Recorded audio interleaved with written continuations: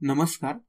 गणेश वामन कानाटे यांच्या सॅक्सोफोन हे वरातीत वाजवायचं वाद्य नव्हे या कविता संग्रहाविषयी आज आपण थोडी माहिती पाहणार आहोत. सर्वप्रथम याचं कव्हर तुम्हाला दिसतंय तर ते केलंय चंद्रमोहन कुलकर्णी यांनी. आपल्यापैकी बऱ्याच जणांना चंद्रमोहन कुलकर्णी परिचित असतील. त्यांनी मराठी पुस्तकांसाठी अतिशय उत्कृष्ट अशी मुखपृष्ठे रेखाटलेली आहेत. तर कविता या वाङ्मय प्रकाराविषयी माझ्या बाबतीत बऱ्याचदा असं होतं की त्या वाङ्मय प्रकाराविषयीचं प्रेम दृढ होताना दिसतं. म्हणजे मी जेव्हा कविता वाचतो तर तेव्हा त्या वाङ्मय प्रकाराविषयीचं प्रेम वाटताना दिसतं मला. पण काही कवींच्या कविता वाचल्यानंतर त्या वाङ्मय प्रकारावरचं प्रेम अचानक गायब होताना मला दिसतं. म्हणजे त्या वाङ्मय प्रकाराविषयीचं प्रेम अधिक कमी होताना मला दिसतं. पण काही मोजके कवी असतात ते तुमच्या कविता वाङ्मय प्रकाराविषयीचं प्रेम दृढ करायला मदत करत असतात. तर त्या मोजक्या कवींपैकी गणेश वामन कानाटे आहेत असं मला वाटतं. कानाटे यांची कविता मला खूप आवडली. त्यातलं सगळ्यात महत्वाचं कारण म्हणजे आपल्या आसपास ज्या घटना घडतात त्याविषयी भाष्य त्यांच्या कवितेत मला दिसतं. आणि त्या भाष्याबरोबरच जी संवेदनशीलता येते, म्हणजे त्यांच्या कवितेतली जी संवेदनशीलता येते ती अतिशय सटलपणे येते. म्हणजे ती कविता वाचल्यानंतर तुम्हाला एक अस्वस्थ तर होतच, पण अस्वस्थतेच्या पलीकडे देखील काहीतरी फील झाल्यासारखं तुम्हाला होतं. आणि त्यांनी सुरुवातीला एक धोक्याची पूर्वसूचना पण दिलेली आपल्याला दिसते. त्यात ते म्हणतात की तुम्हाला ह्या कविता वाचल्यानंतर अस्वस्थ वाटू शकतं किंवा काहीतरी रिग्रेट होऊ शकतं किंवा तुम्हाला अशी अवस्था येते की तुम्हाला काहीच करावं वाटणार नाही.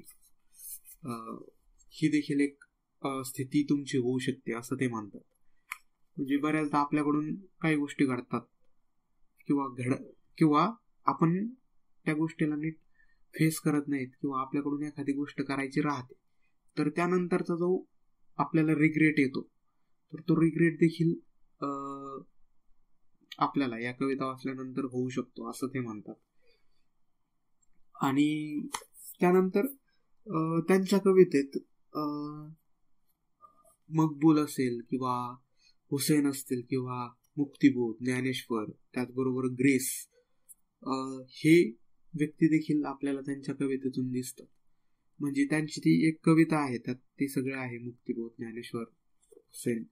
तर ती कविता वाचताना मला असं वाटलं की एक फॅन बॉय जेव्हा आपल्या आदर्श व्यक्तीबद्दल कविता लिहिल तर तो कशी लिहिल याचं उत्तम उदाहरण ती कविता होते. म्हणजे एखाद्या फॅनबॉय सारखी जी उत्स्फूर्त प्रतिक्रिया असते तर ती उत्स्फूर्त प्रतिक्रिया त्या कवितेतून व्यक्त झालेली मला दिसते. त्यानंतर सगळ्यात महत्वाचं म्हणजे या कवितेमध्ये दुःख आहे आणि त्या दुःखाचं कुठेही ग्लोरिफिकेशन केलेलं मला दिसलं नाही. म्हणजे माझ्यावर खूप अन्याय झालाय किंवा माझ्या आयुष्यात खूप दुःख आहे तर तो एक सूर असतो दुःखाचा, तर तो दुःखाचा स्वर न मांडता काहीच न करता आपलं दुःख ते अगदी सहजपणे सांगतात. म्हणजे ती एक सटलता त्या दुःखाची त्यांच्या कवितेतून व्यक्त होताना मला दिसली. आणि सगळ्यात महत्वाचं या पुस्तकाची निर्मिती अतिशय देखणं असं हे पुस्तक वर्णमुद्रा पब्लिशर्स यांनी आणलेलं आहे. हार्डबाउंड आहे आणि सोबतच हे सुंदर आणि मिनिमल असं मुखपृष्ठ आहे.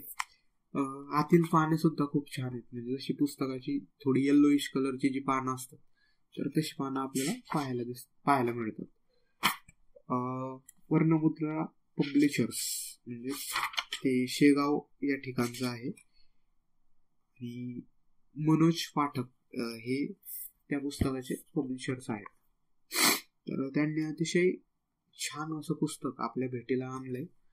तर तुम्हाला जर कविता आवडत असेल किंवा चांगली कविता वाचायची असेल सगळ्यात महत्वाचं तर हा कविता संग्रह तुम्ही नक्की वाचू शकता. आणि मी तर म्हणेन नक्की वाचा हा कविता संग्रह.